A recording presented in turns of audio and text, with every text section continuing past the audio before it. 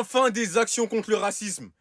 L'IFAB et la FIFA vont mettre en place la loi Vinicius. Elle prévoit d'interdire aux joueurs de se couvrir la bouche lorsqu'ils s'adressent à un adversaire, pour éviter ce que Prestacini, l'Argentin, ce qu'il a fait. La loi Vinicius devrait rentrer en vigueur avant la Coupe du Monde 2026. Pour moi, c'est une très bonne nouvelle. Mais avant, bref, on sait, généralement, c'est les lois qui vont créer les sanctions. Maintenant qu'il y a la loi, on veut les sanctions pour avoir enfreint la loi. La loi s'appelle Vinicius. Pour moi, on n'aurait pas dû mettre une loi avec le nom de Vinicius, mais vas-y, ça c'est un détail. C'est déjà très bien qu'ils ont mis en œuvre une loi concernant le racisme. Et maintenant, on veut les sanctions aussi. Les sanctions s'il y a acte raciste.